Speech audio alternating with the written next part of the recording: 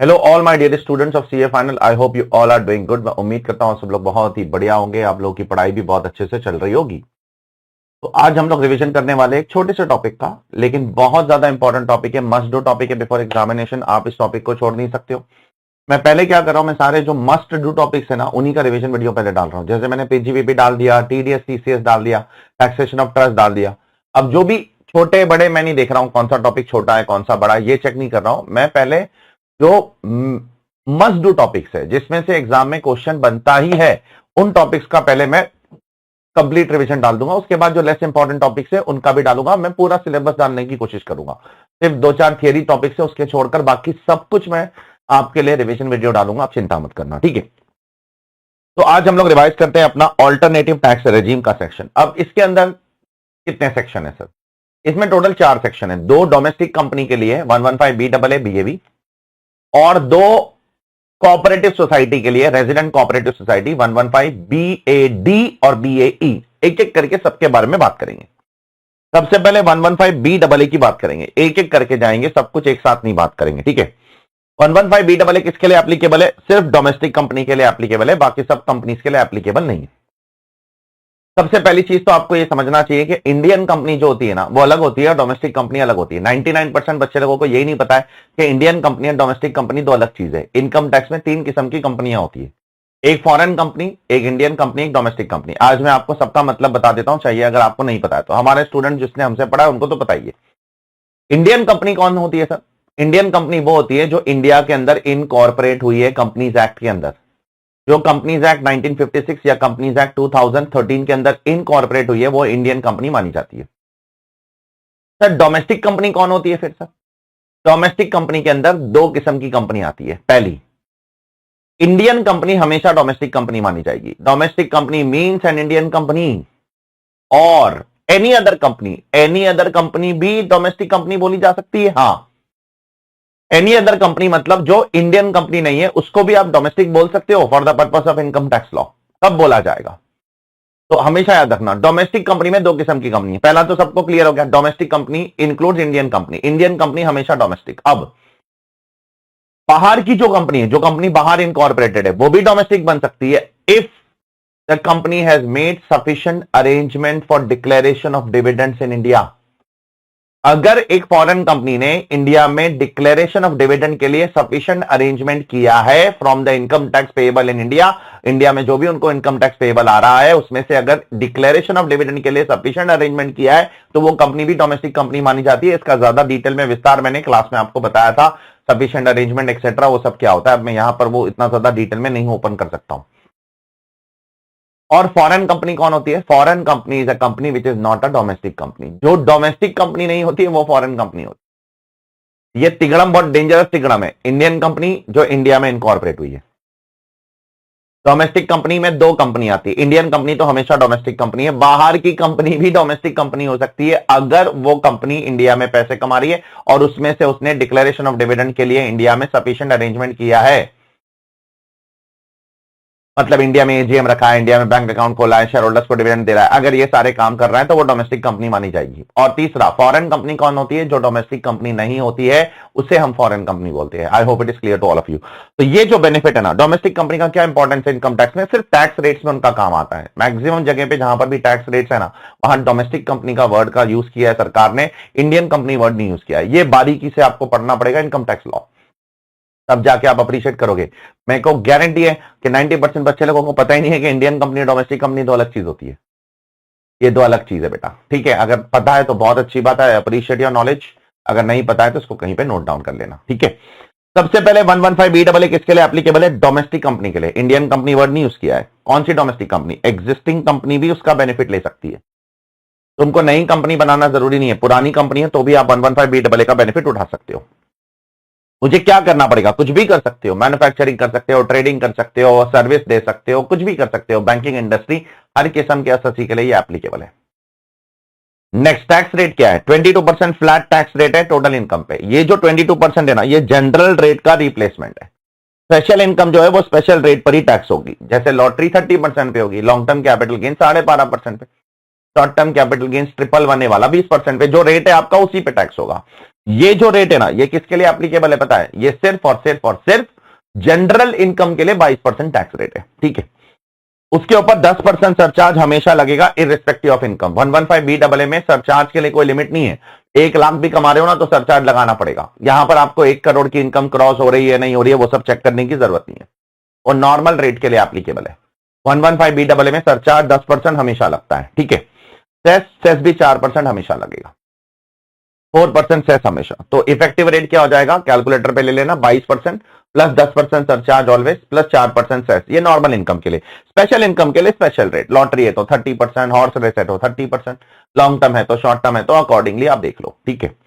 अब बहुत सारे डिडक्शंस की बलि देनी पड़ेगी। क्या क्या डिडक्शंस की बलि देनी है सर? 32(1)(2) है, ये क्या है? एडिशनल डेप्रिसिएशन नहीं मिलेगा आपको 115BAA में। 33AB टी कॉफी रबर वाला सेक्शन का डिडक्शन नहीं मिलेगा। 33ABA ये क्या है सर? साइट रेस्टोरेशन फंड का डिडक्शन नहीं मिलेगा। 35(1)(2) साइंटिफिक रिसर्च एसोसिएशन को अगर डोनेशन दे रहे हो तो नहीं मिलेगा। 35(1)(2)A साइंटिफिक रिसर्च कंपनी को डोनेशन दे रहे हो तो डिडक्शन नहीं मिलेगा।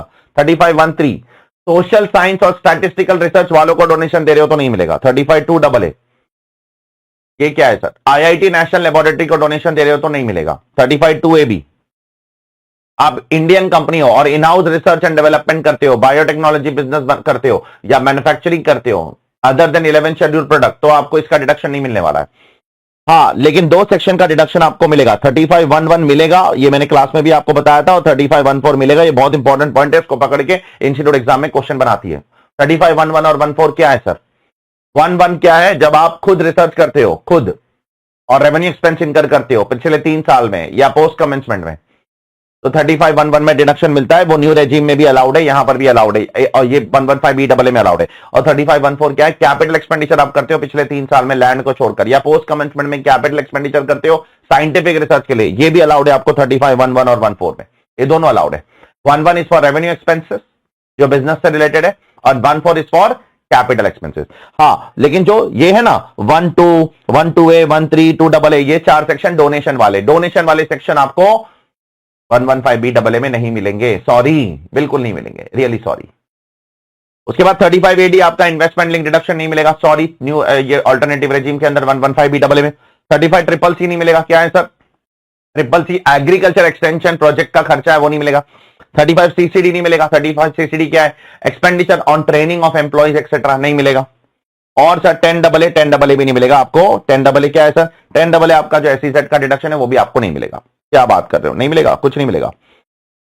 चैप्टर 6 में भी कुछ भी नहीं मिलेगा। नो चैप्टर 6 से बहुत प्रॉफिट लिंक, पेमेंट लिंक कुछ नहीं मिलेगा। सिर्फ 3 चैप्टर 6 से यहां पर मिलेंगे। 80JJAA जो आपका एम्प्लॉयमेंट वाला सेक्शन है, 80LA जो IFSC के अंदर जाकर यूनिट खोलते हो वो, और 80M जो इंटर कॉर्पोरेट डिविडेंड्स देते हो आप। ये डिविडेंड मिला और फिर अपने शेयर होल्डर को डिविडेंड दिया 1 month before the due date of filing of return, ये जो डिविडेंड देते हो ना 80M, वहां पर आपको उसका डिडक्शन मिलता है। तो ये 3 को छोड़कर, ये 80JJAA, 80M, 80LA को छोड़कर आपको कोई भी चैप्टर 6 के डिडक्शन यहां पर नहीं मिलने वाले। 80G नहीं मिलेगा, 80G भी, GGC नहीं मिलेगा, GGB नहीं मिलेगा, ये सब कुछ नहीं मिल रहा है।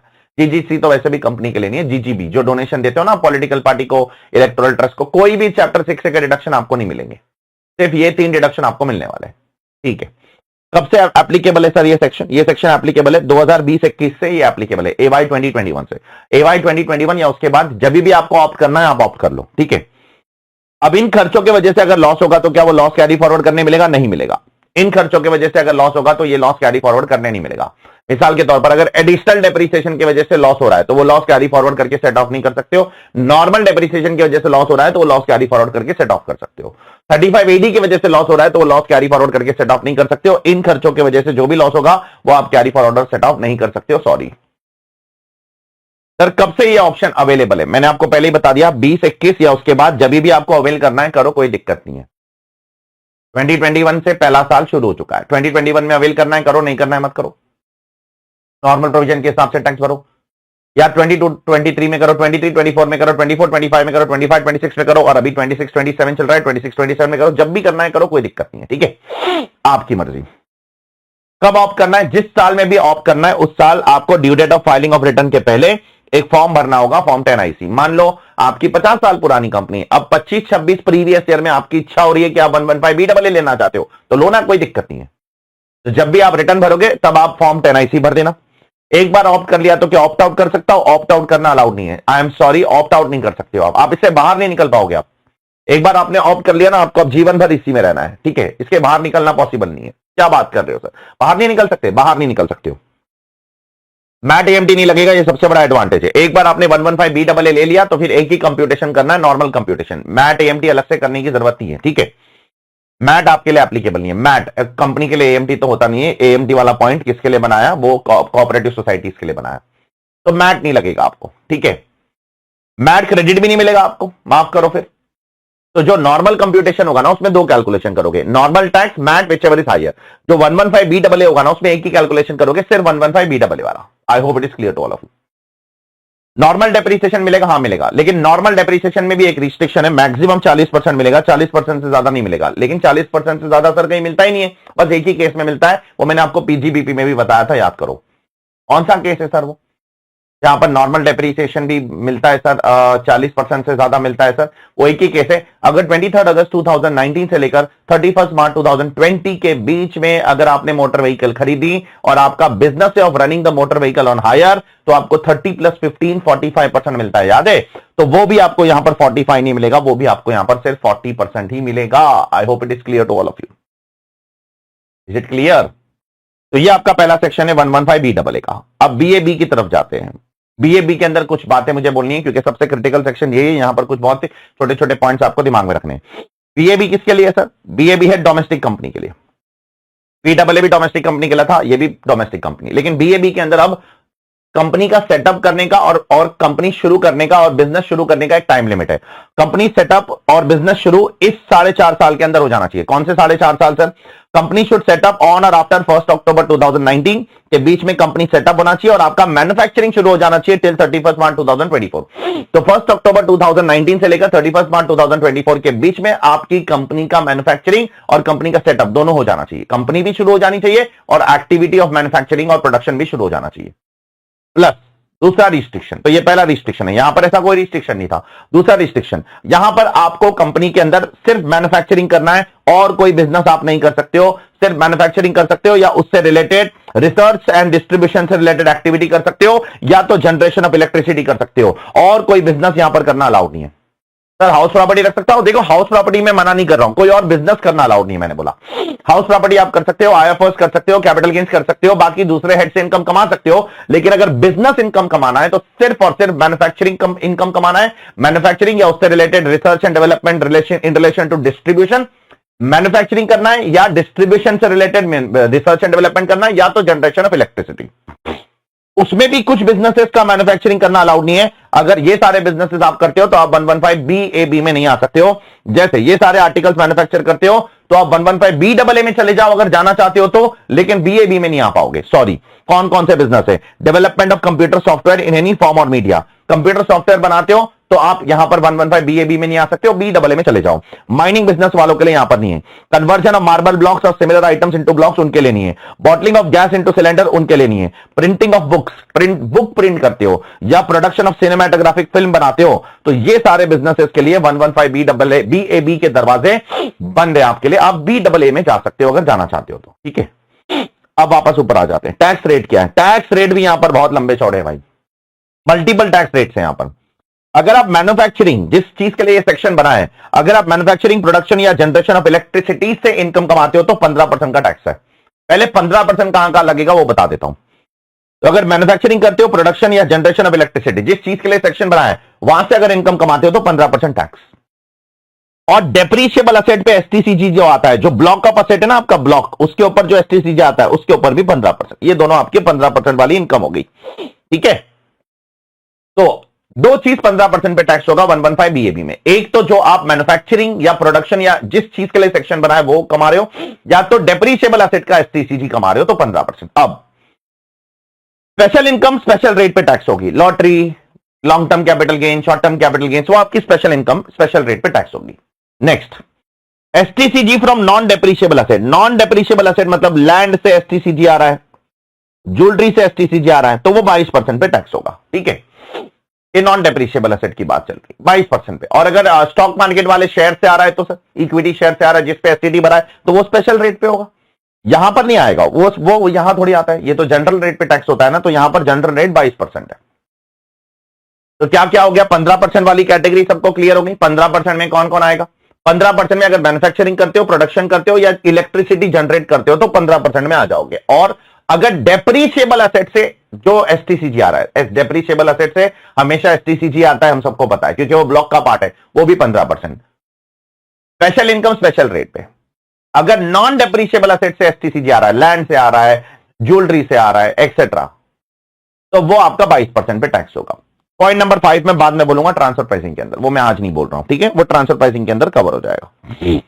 नेक्स्ट वाला, इसके अलावा जो भी इनकम कमाओगे, इसके लिए कोई स्पेसिफिक रेट नहीं है, मतलब जो जनरल रेट पे टैक्स होता है उस पर 22% टैक्स लगेगा without any deduction. One of the most famous point जो यहां पर आता है ना, अगर आपने कोई रेंटल इनकम कमाया, मान लो आपकी 1 लाख रुपए रेंट है, वो आप कमा रहे हो, तो 1 लाख रुपए रेंट के हिसाब से साल का 12 लाख रुपए रेंट हो गया। 12 लाख रुपए के रेंट में से जनरली हमको क्या होता है, हम म्युनिसिपल टैक्स निकालते हैं, स्टैंडर्ड डिडक्शन निकालते हैं, इंटरेस्ट निकालते हैं, वो सब कुछ नहीं मिलेगा यहां पर, डायरेक्ट 22% पे टैक्स। ये one of the important adjustment है जो इंस्टीट्यूट पूछता है। तो जो भी इनकम जनरल रेट पे टैक्स हो रही है उस पर डायरेक्ट 22% टैक्स लगेगा। कोई आपको म्युनिसिपल टैक्स का डिडक्शन नहीं मिलने वाला है, कोई आपको किसी किस्म का कोई डिडक्शन नहीं मिलेगा। Sorry, I hope it is clear to all of you. Is it clear? I hope it is clear. तो ये आपके कुछ स्पेशल रेट्स हैं। अब ये जो भी स्पेशल रेट्स है उसके ऊपर सरचार्ज लगेगा नॉर्मली, बाकी सब कुछ एंड तक सेम ही है, थोड़ा बहुत चेंज है। 10% सरचार्ज यहां पर भी हमेशा लगता है, इररिस्पेक्टिव ऑफ इनकम। इनकम कितना भी कमाओ, हमको कोई लेना देना नहीं है, 10% सरचार्ज आपको लगकर रहेगा, 4% सेस आपको लगकर रहेगा। किन किन चीजों की बलि देनी है, वो सारी चीजों की बलि देनी है जो आपने बलि पहले सेक्शन में दी थी, सब सेम है, ऑलमोस्ट सेम है, कुछ फर्क नहीं है। चैप्टर 6 में भी सब बलि सेम ही देना है, ठीक है। सिर्फ एटीएलए यहां पर नहीं है, क्योंकि एटीएलए मैन्युफैक्चरिंग वालों के लिए नहीं है, इसलिए यहां पर लिखना भी बेवकूफी है, ठीक है। ये सेक्शन किसके लिए, मैन्युफैक्चरिंग वालों के लिए ना, बराबर, या पावर जनरेशन। और एटीएलए तो सर्विस और बैंकिंग इंडस्ट्री के लिए, इसलिए यहां पर एटीएलए लिखना भी बेवकूफी है, एटीएलए इसलिए इन्होंने लिखा भी नहीं है यहां पर, ठीक है। ये सेक्शन भी 2020-21 से एप्लीकेबल है, ये पॉइंट सेम है। अब कुछ डिफरेंशिएटिंग पॉइंट आएंगे। ये सेक्शन आपको पहले साल में ही ले लेना चाहिए, मतलब जब आपने कंपनी इनकॉर्पोरेट किया ना, और जब पहली बार आईटीआर भर रहे हो ना, उसी साल लेना है आपको। फर्स्ट आईटीआर भरते समय लेना है, फर्स्ट आईटीआर भरते ही समय लेना है। इसलिए कॉमन सेंस क्या कहता है पता है, अभी कौन सा साल चल रहा है बताओ, 25-26, 25-26 प्रीवियस ईयर। अब 25-26 में कोई ये सेक्शन पहली बार ऑप्ट कर ही नहीं सकता है, क्योंकि ये सेक्शन की एक्सपायरी हो चुकी है 31 मार्च 2024 को। जिसने 2024 तक ऑप्ट कर लिया, जिसने 2024 तक कंपनी सेटअप करके मैन्युफैक्चरिंग शुरू कर लिया, और 2023-24 का रिटर्न भरते समय, कौन से साल का, प्रीवियस ईयर 23-24 का रिटर्न भरते समय जिसने ऑप्ट कर लिया, वो कर लिया भाई। आज कोई बीएबी में ऑप्ट नहीं कर सकता है, आज बीएबी में ऑप्ट करने का दरवाजा बंद हो चुका है। बीडब्ल्यू में जा सकते हो, बीडब्ल्यू अभी भी ओपन है। तो ये एक बहुत इंपॉर्टेंट पॉइंट है, याद रखना। जिसने 2019 से लेकर 24 के बीच में ऑप्ट कर लिया, कर लिया। बीएबी में आज दरवाजे बंद हो चुके हैं, ठीक है। ऑप्ट करने के बाद आज विड्रॉ कर सकता हूं, विड्रॉ नहीं कर सकते हो, नहीं कर सकते हो। जिसने कर लिया, कर लिया, अब जीवन भर उसी के साथ रहो, ठीक है। धर्म पत्नी जैसा ये, शादी हो गई, अब रहो। डाइवोर्स का ऑप्शन नहीं है यहां पर, डिवोर्स का ऑप्शन नहीं है, सीधा एक ही ऑप्शन है, मर जाओ। क्या ऑप्शन है, मर जाओ। मर जाओ मतलब सर, मर जाओ मतलब कंपनी बंद कर दो, और क्या, ठीक है, यही ऑप्शन है यहां पर। डाइवोर्स ऑप्शन नहीं है, निकल नहीं सकते हो आप। 7 जन्म का रिश्ता हो चुका है इस सेक्शन के साथ आपका, ठीक है, एक बार आ गए तो। आई होप यू अंडरस्टूड मैं क्या बोलना चाह रहा हूं, ठीक है। बस ऐसे ही थोड़ा सा लिंक कर रहा हूं मैं अपनी पर्सनल लाइफ से। मेरी पर्सनल लाइफ बहुत अच्छी चल रही है, मैं अपनी पर्सनल लाइफ की बात नहीं कर रहा हूं, इन जनरल बोल रहा हूं। Is MAT applicable, MAT applicable नहीं है, मैट एप्लीकेबल नहीं है। मैट क्रेडिट भी आपको नहीं होगा यहां पर भी। अगर आप बीएबी आपने फॉलो कर लिया तो सिर्फ बीएबी कैलकुलेशन करना है आपको, नॉर्मल प्रोविजन के हिसाब से निकाल के मैट निकालना, वो सब करने की जरूरत नहीं है आपको, बस एक ही कैलकुलेशन। यहां पर भी 40% वाला नाटक है, सेम जैसे यहां पर था वैसे, ठीक है। वो एक केस है जहां पर 40 से ज्यादा अलाउड था, वो भी नहीं मिलेगा, माफ करो, निकलो यहां से। अब कुछ और पॉइंट्स है जो यहां पर मुझे बोलना है 115 बीएबी के लिए। बीएबी के अंदर अगर आपको बीएबी ऑप्ट करना है तो आपका business should not be form by splitting up और reconstruction of an already existing business. पुराने बिजनेस को तोड़ मरोड़ के बंद करके नया बिजनेस, अजय लिमिटेड बंद हो गया, विजय लिमिटेड शुरू हो गया, ये नहीं कर सकते हो आप। हाँ, लेकिन अगर आपके बिजनेस का रिवाइवल हुआ एज पर 33B, मैंने आपको क्लास में बताया था कि आपका बिजनेस किसी कारण की वजह से डूब गया, मतलब जैसे कोई कैलामिटी की वजह से, अर्थक्वेक आ गया, ये आ गया, वो आ गया, फ्लड आ गया, वॉर हो गया, राइट्स हो गए, उसकी वजह से बिजनेस बंद हो गया, और अगर 3 साल में आप अपने बिजनेस को रिवाइव कर लेते हो तो 33B के अंदर बोला गया है कि आपको हम कुछ अलावेंस देंगे। जो पहले दिया करते थे 1985 के बाद ये सेक्शन भी डिसकंटिन्यू हो चुका है। तो अगर आपका बिजनेस 3 साल के अंदर रिवाइव हो जाता है तो हम इस कंडीशन को मानेंगे कि आपने सेट ऑफ कर कंडीशन फुलफिल कर दिया है। उस केस में हम आपको ये अजय लिमिटेड विजय लिमिटेड वाले रिस्ट्रिक्शन में नहीं डालेंगे। तो बाय डिफॉल्ट आपका बिजनेस नया होना चाहिए, लेकिन अगर आपका बिजनेस रिवाइवल होकर आ रहा है एज पर 33B तो पुराने बिजनेस से भी काम चल जाएगा 115 BAB में। ठीक है, नेक्स्ट, आपको second hand plant and machinery use करना अलाउड नहीं है, लेकिन 2 एक्सेप्शन है। Important second hand plant and machinery चल जाएगी जो 35 AD में भी था, और ऐसी second hand plant and machinery जिसके ऊपर important second hand plant and machinery चल जाएगी जिसके ऊपर आपने डेप्रिसिएशन क्लेम नहीं किया था। और दूसरी second hand plant and machinery वो अलाउड है up to 20% of total value, वो भी अलाउड है। ठीक है, नेक्स्ट वाला कंडीशन सिर्फ BAB के लिए एप्लीकेबल है, BAE के लिए एप्लीकेबल नहीं है। एक बार मैं BAB बोल दूंगा ना और BAA बोल दूंगा ना तो BAD और BAE हो जाएगा अपने आप। नेक्स्ट वाला, कंपनी कोई ऐसी बिल्डिंग नहीं यूज करना चाहिए जो पहले होटल या कन्वेंशन सेंटर की तरह यूज कर रहा था और जिसका कंपनी ने पहले ATID सेक्शन में डिडक्शन क्लेम कर लिया था। अगर कोई कंपनी के पास ऐसी बिल्डिंग है जिसका कंपनी ने पहले ATID सेक्शन में डिडक्शन क्लेम किया था जो पहले होटल की तरह यूज हो रही थी या कन्वेंशन सेंटर की तरह, तो वो कंडीशन तो हम आपको ये 115 BAB में आने नहीं देंगे। ठीक है, तो ये सारी बातें यहां पर 115 BAB में दी गई है। देखो, आपको चॉइस करना है ना तो कौन सा बेहतर है, नो डाउट BAB बेहतर है, लेकिन आज आप 2025-26 में BAB चूज नहीं कर सकते हो क्योंकि वो चूज करने का टाइम चला जा चुका है। 24 तक आपने अगर बिजनेस शुरू करके जब आपने 24 का रिटर्न भरा था तभी क्लेम कर लिया था, तभी फॉर्म भर के एक्सेप्ट कर लिया था, तो ही आप कर सकते हो, नहीं तो नहीं कर सकते हो। BAA आपके लिए ओपन है, BAB अभी आपके लिए ओपन नहीं है। जिसने 19 से लेकर 24 के बीच में ऑप्ट कर लिया, आज ऑप्ट नहीं कर सकते हो BAB। I hope it is clear to all of you. अब आते हैं हम लोग BAE की तरफ। BAE क्या है सर? BAE कॉपी पेस्ट है BAA का, चेक करो, सिर्फ फर्क ये कि यहां पर कोऑपरेटिव सोसाइटी आ गया और कुछ नहीं। ठीक है, सॉरी BAA का कॉपी पेस्ट BAD है, सॉरी BAD उसका copy paste, BAD copy paste है BAA का। फर्क है कि वहां पर डोमेस्टिक कंपनी है, यहां पर है रेजिडेंट कोऑपरेटिव सोसाइटी, बाकी सब सेम है, सब सेम है। कुछ लोग बोलते हैं सर यहां पर एक एक्स्ट्रा सेक्शन है 35 AD, अरे वो 32 AD, अरे वो 32 AD को काट दो अगर नहीं अच्छा लग रहा है तो। ये सेक्शन बहुत पुराना सेक्शन है, 31 मार्च 2020 को एक्सपायर हो गया, आज की तारीख में उसका कोई रेलेवेंस नहीं है।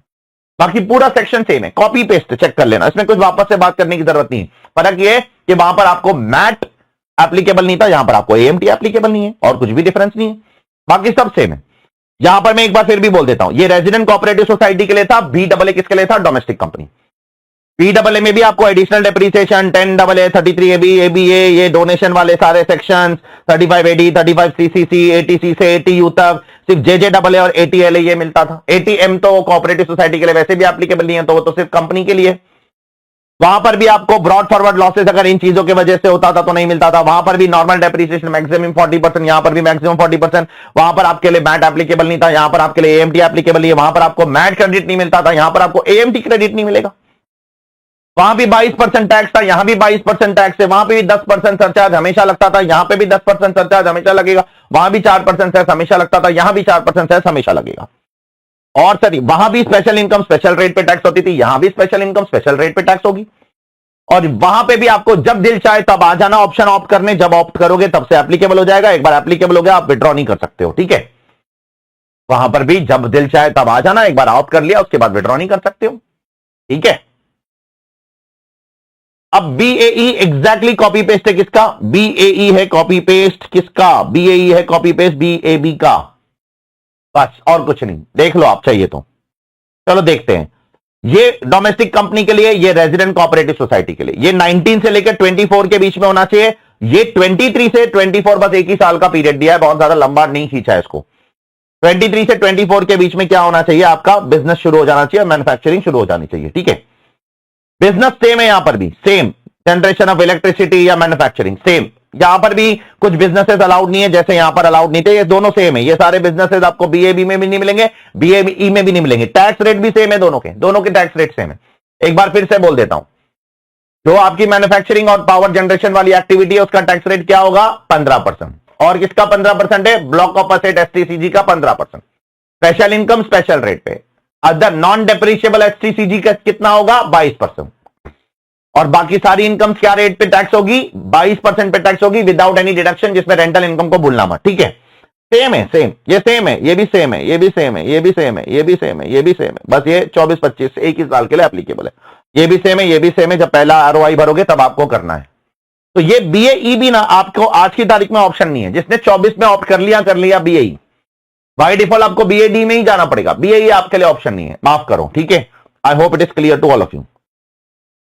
तो यही है बस ये छोटा सा चैप्टर। इसमें एक चीज है जिसमें मैं बाद में बात करूंगा ट्रांसफर प्राइसिंग के अंदर, डोमेस्टिक ट्रांसफर प्राइसिंग जब पढ़ाऊंगा तब मैं यहां पर आपको लेकर आ जाऊंगा और इसको बता दूंगा, ठीक है। तो ये एक छोटा सा टॉपिक है, बहुत ज्यादा इंपॉर्टेंट है, मस्ट डू टॉपिक है। आपका स्टडी मटेरियल इन सेक्शनों से भरा हुआ है, बहुत केयरफुल रहना, ठीक है, बहुत केयरफुल रहना। ये चारों सेक्शन बहुत क्रिटिकल है आपके लिए, एग्जाम के लिए, ठीक है। तो यहां पर मैं अपना अच्छा छोटा सा सेशन रोकता हूं। अगले लेक्चर में मैं आपके साथ टैक्स रेट्स डिस्कस करूंगा, जो नॉर्मल टैक्स रेट्स है वो, ठीक है। Bye all of you, take care.